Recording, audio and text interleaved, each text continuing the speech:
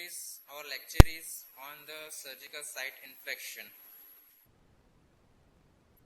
So, what are the objectives of today's lectures? By the end of lecture, we should know what are the surgical site infection, that is the definitions. What are the source of infections that causing surgical site infections? What are the risk factors? How can we classify them? And what are the preventive measures and how we can manage them? So first we'll go for the definitions.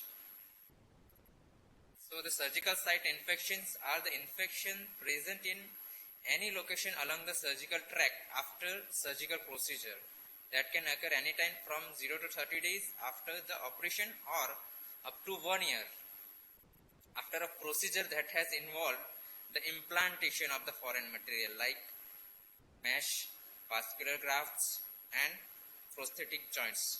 This is the basic definition of the surgical site infection. Now the classification of the sources of the infection. What are the sources that are causing the surgical site infections? That can be the endogenous infections or the exogenous. Endogenous present in or on the host. For example, following the contamination of the wound from the perforated appendix. So when we are doing the open standard appendicectomy by open approach, then the wound of that can cause the surgical site infection. Exogenous, acquired from a source outside the body such as the operating theatre, inadequate air filtration, poor antisepsis, etc. or the ward. In the ward, the patient comes into the ward after the surgery, that can, because of the poor hand washing compliances in the hospital staff. The cause of hospital acquired infections. So in this figure we can see how the infection can occur to the patients. It can be either because of the staff or because of the surgeon or the operating theatre. All this can lead to the surgical site infections. Coming back to the microbiology, which are the organisms commonly causing the surgical site infections. The microbiology of the surgical site infection depends on the nature of the procedure, location of the incision and whether the body cavity or hollow viscus is entered during the surgery. Most SSIs are caused by the skin flora inoculated into the incision during surgery. Therefore, the most common SSI pathogens are all gram-positive cocci, Staph epidermidis, Staph aureus, and Enterococcus superficialis. For infrainguinal incisions and intracavitary surgeries, gram-negative bacilli such as E. coli and Klebsiella are the potential pathogens. When surgery is performed on the pharynx, lower GI tract or female genital tract, anaerobic bacteria become the potential SSI pathogens. Antibiotic prophylaxis should be suitably directed against likely pathogens in the later on the management part. So what are the risk factors for development of the surgical site infections? This could be the patient's factor or the host factors or the surgical procedure related factors. Coming to the patient's factors, these are the common factors which lead to surgical site infections. They are older age, immunosuppressants like morbid conditions like diabetes, patient is on steroids, obesity, diabetes mellitus, chronic inflammatory processes, malnutrition, smoking, renal failure, peripheral vascular disease, anemia, radiation, chronic skin disease, and recent operations. Some are the local factors. They are open compared to the laparoscopic surgeries. So as we have seen previously, in the open appendicectomy is more common rather than the laparoscopic appendicectomy. Poor skin preparations, faulty techniques, contamination of the instruments, inadequate antibiotic prophylaxis preoperatively, or sometimes prolonged procedures, surgeries which last for a long time, that can also lead to one of the risk factors for surgical site infections. Local tissue necrosis, because of the tight closure of the abdominal wound that can also lead to a local tissue necrosis and the infections. Blood transfusion, hypoxia and the hypothermia. These are the local factors that can lead to the surgical site infections. Microbial factors are the prolonged hospitalizations. So we should minimize the hospitalization as much as possible. Some toxic secretions, resistance to clearance. These are the microbial factors of developing surgical site infections. Now coming to the classifications. So first we will see the classification of the surgical wound. They are class 1, 2, 3 and 4. So what is class 1? That is clean wound. That can be seen in the hernia surgery, hernia repair or breast biopsy specimen. So the incision is very small size and it is a clean. So this type of wound is a clean, class 1. Then comes the clean and contaminated, class 2. That involves the cholecystectomy, elective GI surgery and colorectal surgeries. So in cholecystectomy what we do is and also in the elective GI surgeries, we are opening the cavitary organs like gallbladder cautiously.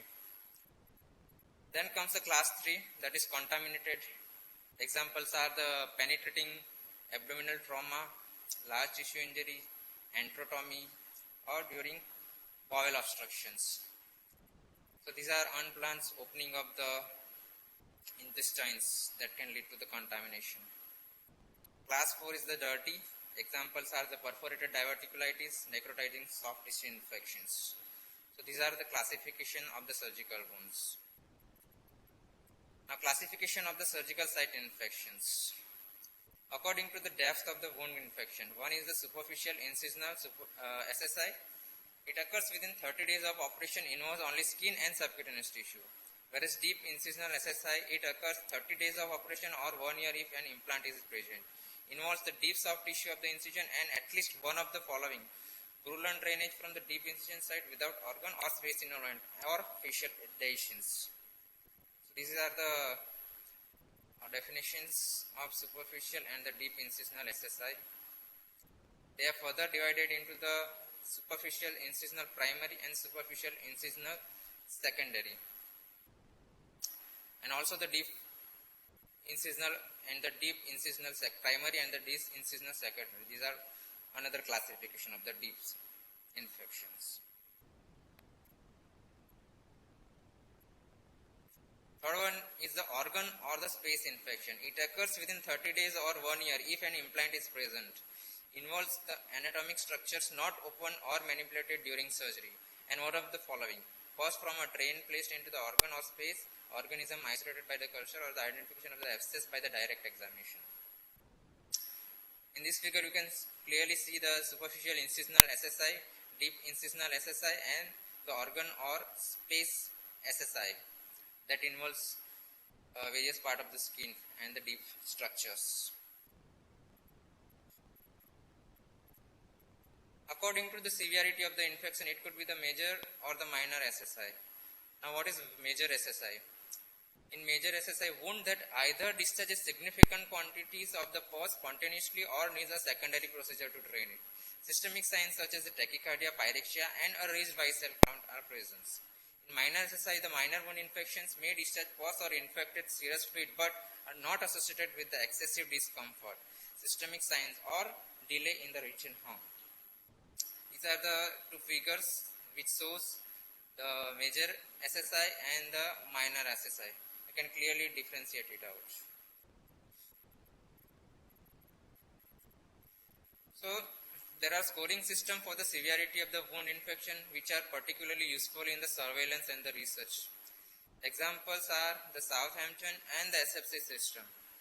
The US Center for CDC definition insists on a 3-day follow-up period for non-prosthetic surgery and 1 year after the implanted hip or knee surgeries. So by these two systems we can surveillance the wound infections. This is the chart that shows the Southampton wound grading system, which involves from grade 0, that is normal healing, up to the grade 4, which contains pus. So these are the various criteria. Depending on that, we can classify them 1A, 1B, 1C, and similarly 2, 3, and 4. Another system is the asepsis wound core systems. These are the criteria and these are the points. There is additional treatments, serous discharge, erythema, purulent exudate, separation, isolation of the bacteria from the wounds, stay as in patient prolonged over 14 days as result of wound infection. These are the two systems by using these systems we can surveillance the SSIs. Now coming to the prevention measures. How can we prevent the surgical site infections? So we can interfere in the pre-operative level, operative level, intraoperative level, and post-operative level. Or we can also interfere at the host level. So first, the pre-operative measure. What can we do to prevent the SSIs? Pre-operative antibiotics should be given. So prophylactic antibiotics should be given before any surgeries. That is contaminated or the clean contaminated surgeries. Hair removal. No hair removal should be performed. If hair is removed, clippers or depilatory agents should be used immediately before the surgeries. Razors are not to be used. Hair should be saved just before the surgeries by the clippers ideally. Any infection in the patient if exists should be treated. So pre-existing conditions or pre-existing infections should be treated first. Prolonged pre-operative admission should be avoided for an elective surgeries.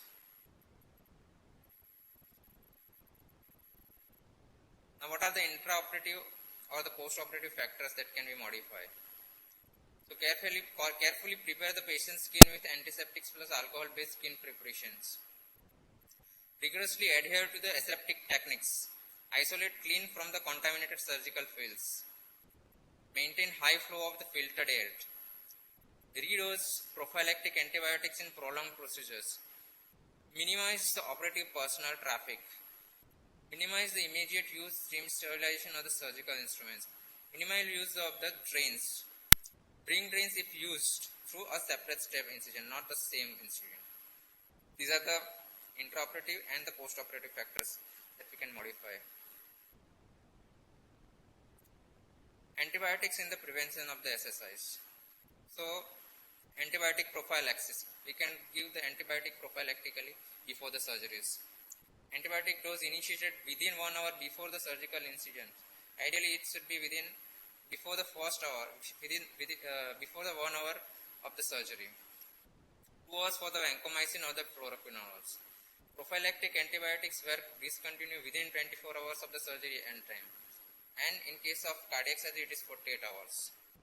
Clindamycin use is preferred for the patients allergic to beta-lactam antibiotics. Vancomycin is allowed for prophylaxis of the cardiac, vascular and the orthopedic surgery if there is a physician documented reason in the medical record or the documented beta-lactam allergy. Most SSIs are caused by the gram-positive cocci, so prophylaxis should be directed primarily against the staphylococci. So these are the first-generation cephalosporin is preferred almost in all circumstances, with the clindamycin used for penicillin allergic patients. And for gram-negative or anaerobic coverage, second-generation cephalosporin or the combination of the first-generation agent plus metronidazole is the first choice regimen.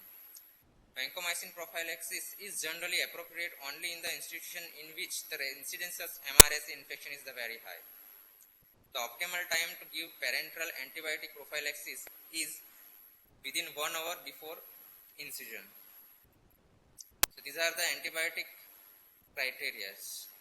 How can we give and what type of antibiotics we can give? Ideally, it should be given just 1 hour before the surgical incision.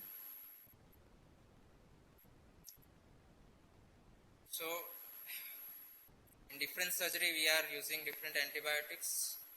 You can see by these charts. In cardiac surgeries, cefazolin or ceforex or the vancomycin.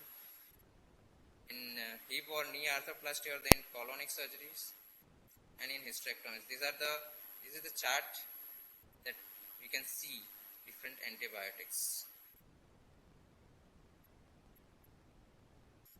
Now, maneuvers to improve host containment of the contaminating bacteria. How can we modify the host factors? Preoperatively, resolve malnutrition or the obesity if the present. Discontinue tobacco, BD cigarette use for at least 30 days preoperatively. Maximize diabetes control. So, diabetes control should be there preoperatively. What are the intraoperative or the postoperative factors? Host factors. These are the minimize the dead space, devitalized tissue and the hematomas. So we should minimize the hematoma formation or dead space creating in the surgical wound. Consider the use of supplemental oxygen therapy. Maintain perioperative normothermia. That is very important. Maintain adequate hydration and the nutrition. Identify and minimize the hyperglycemia through 48 hours post-operative period. Now coming to the management. Superficial infection, that is superficial surgical site infection, are confined to the skin and underlying subcutaneous tissue only. Opening the incision and providing local wound care may be all the treatment that is necessary. Antibiotic therapy of superficial incisional SSIs is indicated only for the erythema extending beyond the wound margin or for the systemic signs of the infections. Now, how will you treat the deep SSI? Deeper SSIs may require formal surgical exploration and debridement to obtain local control of the infections. Antibiotics are given according to culture and sensitivity reports. Severe type of surgical site infection. More severe surgical site infections, especially the dangerous forms of the necrotizing soft tissue infection, are true emergency. Sequential surgical debridements may be needed in this case to control the infection, and antibiotics are given according to culture sensitivity reports. So to control the severe type of surgical site infections, we need sequence or repeated surgical debridements. Coming to the organ or space specific surgical site infections. Organ or space surgical site infections occur within a body cavity like intra-abdominal, intrapleural, intracranial, and are directly related to a surgical procedure. These deep infections may remain occult or be manifested with few symptoms, mimicking incisional SSIs and leading to inadequate initial treatment. They become apparent only when a major complication ensues. The diagnosis of organ or space SSIs usually requires some form of the imaging to perform, like ultrasonography or CT scan, the site and extent of the infection. Adequate source control requires a draining procedure, whether open or the percutaneous. So, this type of infection requires imaging like ultrasonography or CT scan to diagnose and treatment.